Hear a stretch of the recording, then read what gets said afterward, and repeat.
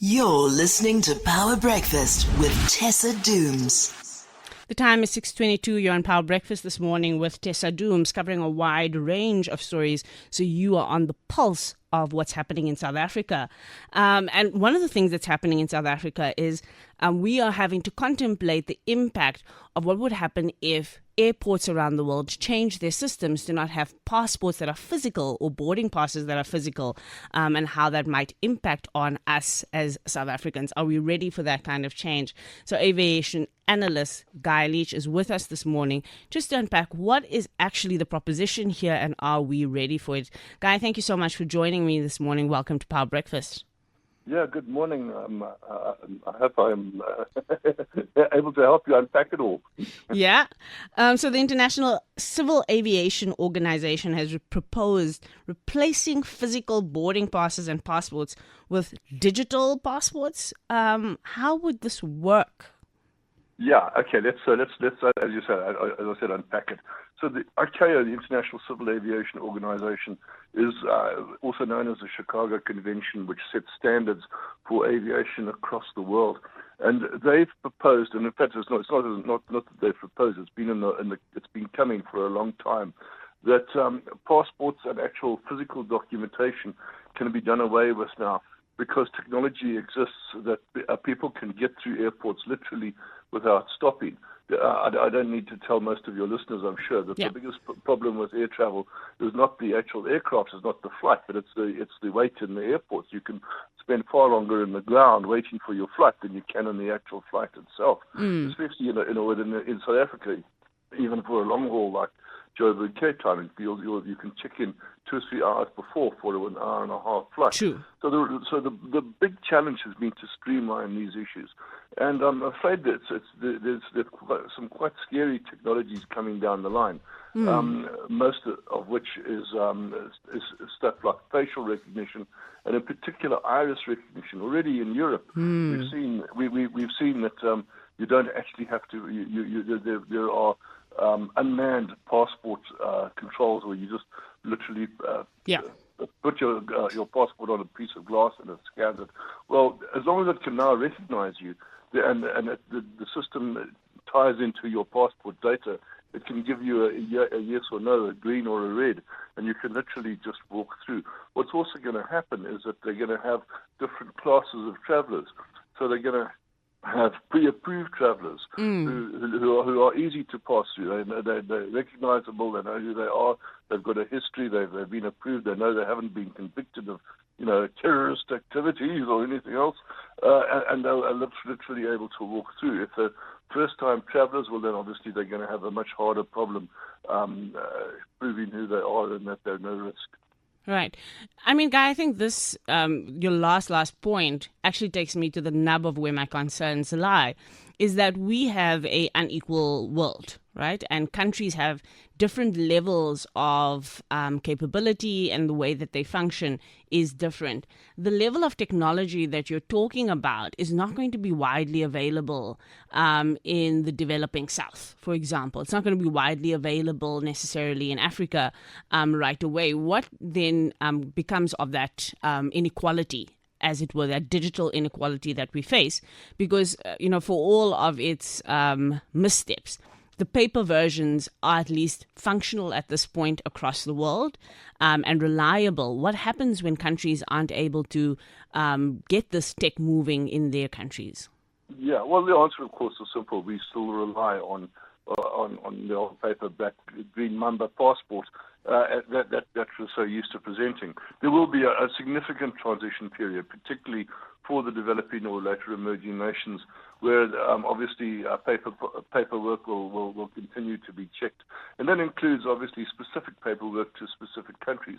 A lot of countries are still requiring yellow fever inoculations and so on. And those are also paper-based at this point still. And they will continue to be paper-based. It's really, they're starting with the business travelers who travel very often, who are always in a hurry. Those are the ones that they're trying to expedite the whole process for initially. But certainly it's not in the distant future. It's within 10 years, most major airports should have the option of pretty much non-stop customs and irritation, and just being able to get straight onto the aircraft. You'll be able to walk through security. We're beginning to see very good news indeed. The end of the so-called lags, which are the liquid aerosols and gases checks. Why would that end?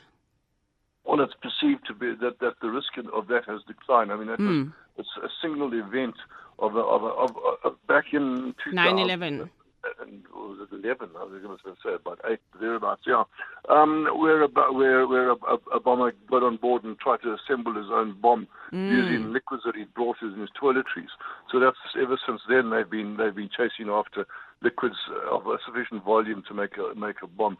But that risk has now seemed to be have disappeared or gone or been otherwise managed. And we can be optimistic that I think that airports are going to begin to streamline themselves. But it's not just airports and the passenger experience. We've still got to look at stuff like baggage handling, and it's still baggage handling theft still remains a major problem. IATA, the International Air Transport Association, has just had a major conference in Kenya now on baggage handling, and these are the other delays that are likely to still make it difficult for passengers to be able to get through airports quickly. But the truth is that things are improving as technology improves. So especially frequent flyers or frequent travelers will find that it's easier and easier for them to get through the processes. So, Guy, there's two things that you said about technology that kind of caught my attention as you spoke. One is the use of facial recognition software, which on the one hand, sounds very cute, high-tech, Mission Impossible vibes, if you're one of those people who daydream about being in those kind of contexts. But on the other hand, it speaks to a surveillance society that could easily be manipulated and misused. And then on the other side of that, going into the digital frontiers around passports, what does this look like in terms of, how people's information and data gets protected, and we make sure if the technology fails, does that mean that you have security risks on the loop? Yeah, I don't know whether you ever tried to open a bank account recently, but I did sort of verify myself, and it took much frustration with the facial technology that the bank presented. It's not a perfect science that is working very easily, and of course, yes, it's the stuff of thriller movies where the bad guys just rip their face masks off, and then you can see that they're the bad guys, not the good guys, after all. So I'm afraid that for those who love conspiracy theories, there's a wonderful scope here for different means of identity being built into people. For instance, a microchip implanted in either the hand or the head, which simply gets scanned. That would make it that much more difficult, obviously, to present someone else's hand or even head and pretend you were somebody else. There's a real worry amongst a lot of people that we're moving into a cashless society, so it's not just going to be related to airports. It's going to go across the board. I think Asia has been there for a while already, Guy. You've been seeing this kind of technology popping up all across Southeast Asia as well. But fascinating stuff and good to be aware of, especially for those who are traveling frequently. Thank you so much. That's Guy Leach, aviation analyst, giving us an update on some changes that are coming soon to air travel. Time now is 6:30, time for the news with Nompumulelo Ngobeni.